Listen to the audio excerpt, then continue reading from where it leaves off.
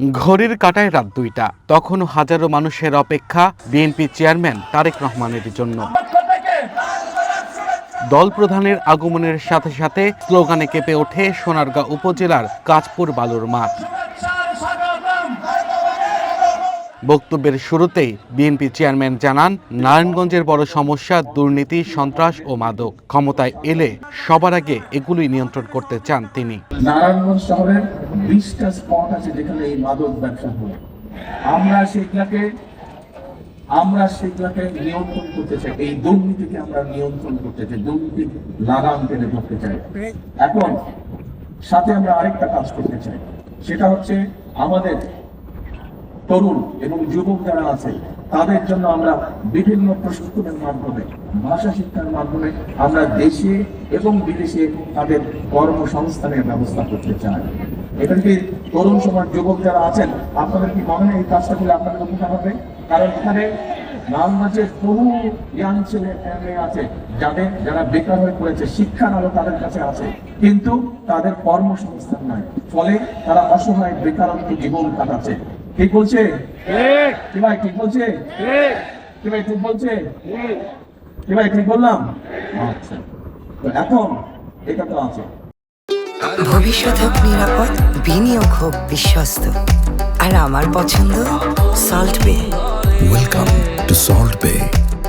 তারেক রহমান বলেন, বিএনপির জনসভায় মানুষের স্বতঃস্ফূর্ত উপস্থিতি এবং ধানের শীষে ভোট দেওয়ার আগ্রহ দেখে অনেকের মাথা খারাপ হয়ে গেছে। সে কারণেই ভোটাধিকার হরণে নতুন ষড়যন্ত্র চলছে। এখন আবার ষড়যন্ত্র শুরু হয়েছে যাতে আপনাদের যে ভোটের অধিকার যেটা প্রতিষ্ঠিত হতে যাচ্ছে ইনশাআল্লাহ, সেই অধিকারের বিরুদ্ধে কেউ মাথা খারাপ হয়ে গেছে।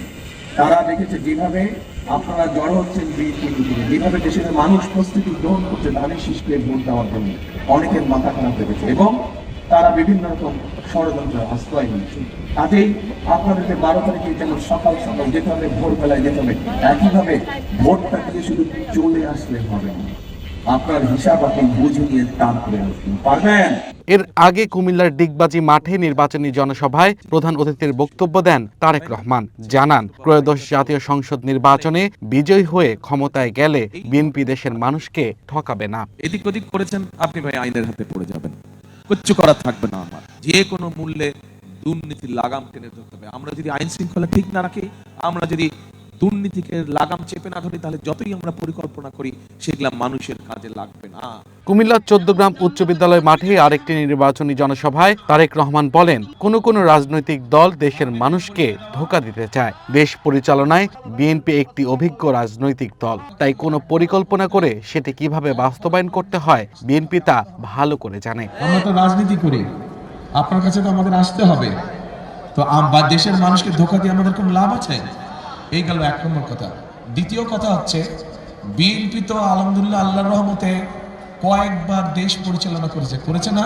আর বিকেলে ফেনী জনসমাবেশে বিএনপি চেয়ারম্যান দাবি করেন, গত 15 বছর ভোটের অধিকার কেড়ে নেওয়া হয়েছিল জোর করে। এখন যখন আবার গণতন্ত্রের ভিত্তি করার জন্য পথ চলা শুরু হয়েছে, তখন একটি মহল ষড়যন্ত্র শুরু করে দিয়েছে। কেউ বলছে যে এই অল্প সহযোগিতা কি সংসার চলবে?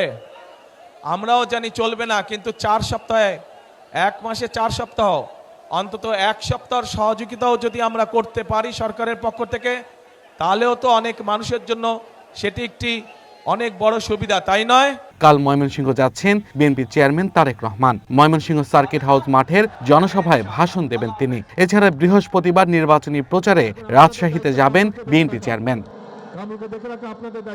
Abdullah Al Mamun, one national desk. খাল কাটা উদ্বোধন করার জন্য আমি কিন্তু আসবো।